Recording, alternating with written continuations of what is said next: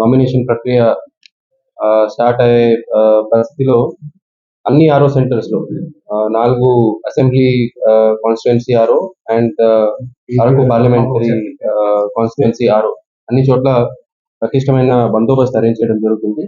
ప్రతి సెంటర్ కి ఒక డిఎస్పీ ఇన్ఛార్జ్ గా ఉంటారు. డిఎస్పీతో పాటు 2 కానీ 3 సిఐలు, 5 to 6 SIs, rope parties, special parties, తర్వాత లోకల్ స్టాఫ్ తో బందోబస్తు ఏర్పాటు చేయడం జరిగింది. దాంతోపాటు వీడియోగ్రఫీ, బ్యారికేడింగ్ అని అరేంజ్ చేయడం జరిగింది.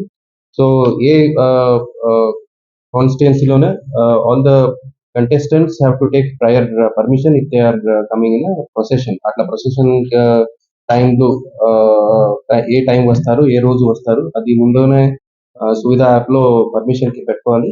మేము అన్ని టైమింగ్స్ చూసి we will give them permission. తర్వాత అందరికీ ఈ ఎలక్షన్ కమిషన్ గైడ్ లైన్స్ ఏమున్నాయో, 100 మీటర్స్ బౌండరీ గైడ్ లైన్స్ ఏమున్నాయో, తర్వాత మెయిన్ ఆర్ఓ ఆఫీస్ లో ఎంతమంది రావాలి, ఆ గైడ్ లైన్స్ అందరూ పాటించాలి. మేము ఇచ్చిన టైం ఏముందో, ఈ టైం నుంచి ఈ టైంలోనే మీరు ప్రొసెషన్స్ తీసి ఆ టైం లోపలనే బయటికి వచ్చేయాలి. సో దట్ ఇద్దరు కంటెస్టెంట్స్ ఒకే రోజు నామినేషన్ వేసే పరిస్థితి ఉంటే ఎట్లాంటి లా అండ్ ఆర్డర్ ప్రాబ్లం రాకుండా ఉండడానికి that will be very helpful.